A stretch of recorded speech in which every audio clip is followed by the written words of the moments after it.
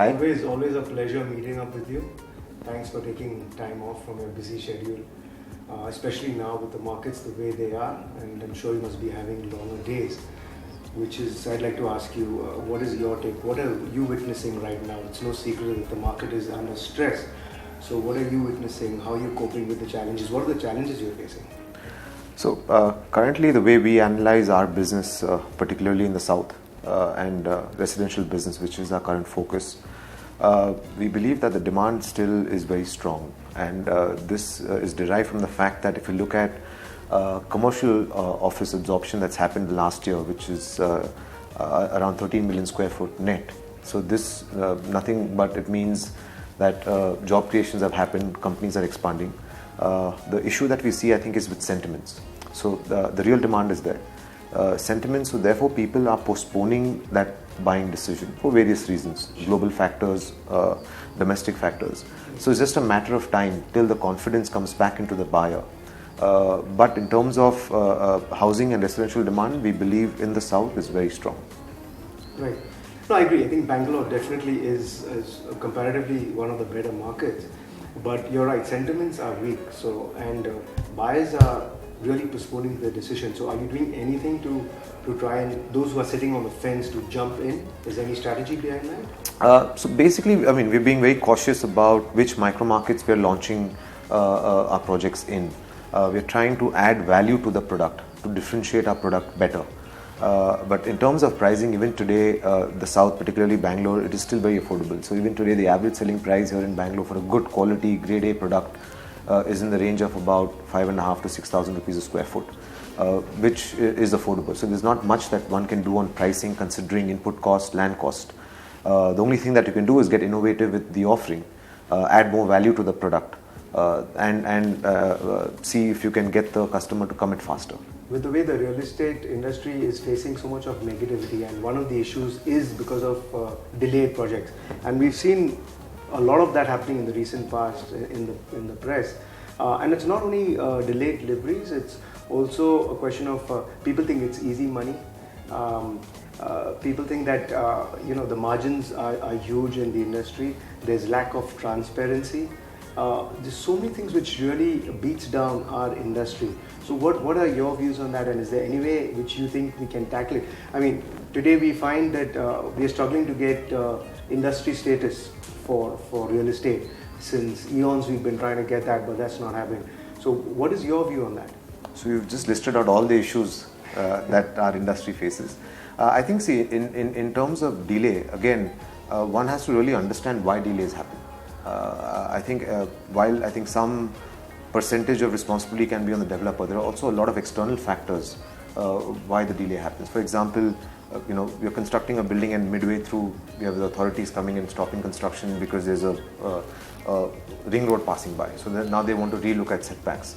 So it takes you 3-4 months to go and sit back with the authorities and say, you've already got a sanction in place, you started selling, the building is up, the structure is up. So with retrospective effect, they do this with retrospective effect? No, so they stop. First, immediate reaction is to stop the construction.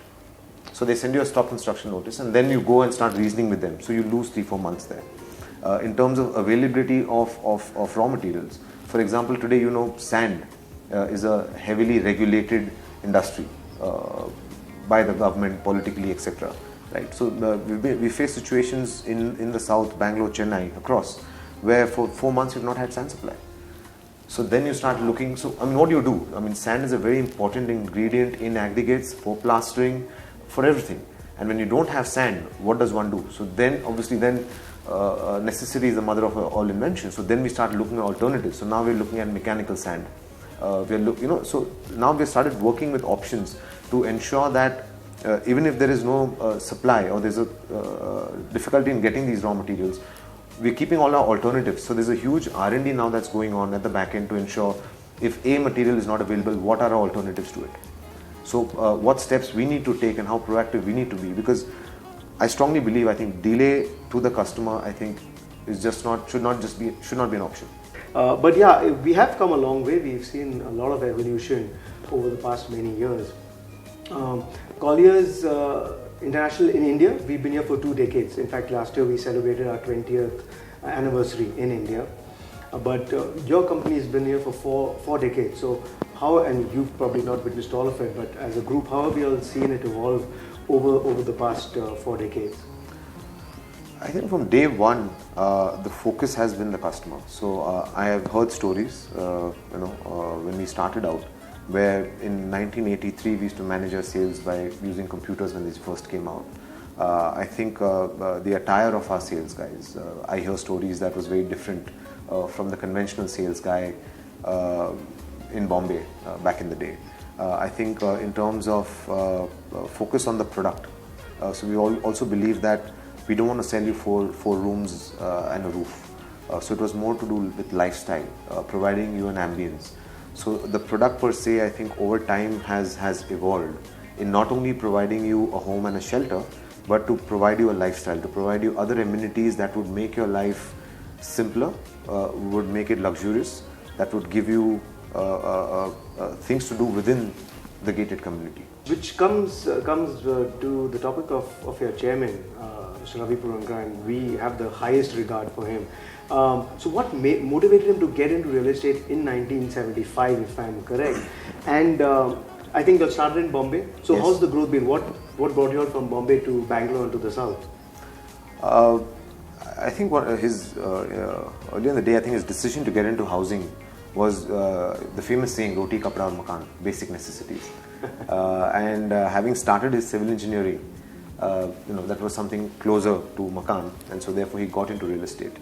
The journey from Bombay to the south was for various reasons. I think Chairman always loved larger projects, loved providing more and larger amenities, and that was only possible in the south, because in Bombay you would never get large parcels. They were all small plots, one tower. I'm talking to you about 20 years ago. So everyone wanted to develop in the CBD, those micro markets. But in Bangalore we were able to get land parcels which are 10 acres, 15 acres, 20 acres. Today we're doing projects which are 50, 100 acres, right? So he loved scale, and that is one of the reasons I think he moved focus from Mumbai to the south. There's so much of talk about the affordable segment, and you all have really mastered that, the art of that. And if I may say so, you all are really pioneers and stalwarts in that industry. And now we realize it's, I think, the immense research which went into it, which has really helped you be successful. So with that, I think you all have almost in every segment, right from affordable to the luxury. You've got everything. And is that one of the reasons why you think you're not affected by the volatility in the market? I think it always helps being across segments. So we don't let a single customer go, depending on his requirement, depending on his preference of location, depending on his ability to his ticket size that he's looking for. So we have offerings in every segment, so that definitely helps. So what is it which keeps you all ticking? Because I mean, I've visited your office innumerable times, and there's so much of enthu with you and your entire team. So you all have grown to a huge level. I mean, what is your ambition, and what keeps you ticking? I think ambition is the brand, right? To build an even stronger brand. Business will follow, right? So the constant, what keeps us awake at night, I think that constant worry on how we can better the quality, how we can ensure timely delivery, how we can add value to that product, right? Then you take it across the nation, right? But once you have the right formula, which will obviously evolve over time and keep getting better, but that's something that I think anyone in this industry needs to be worried about, needs to spend time on, and I think that will be the only mantra of anyone's success. Product. So that's what your philosophy is. You've taken over as you've stepped in as an MD last year. Yes. So what is your strategy for growth? I believe you're expanding into other markets, different geographies. So what we've done is, as a part of our 2020 growth plan, we've identified 5 key markets. Obviously, if we get some great opportunities, odd opportunities in other markets, we'll explore that and evaluate it. But we have identified 5 markets which we believe will grow well over the next 5 years, which are Bangalore, Chennai, Hyderabad, Pune and Mumbai. So that's one part of our 2020 strategy.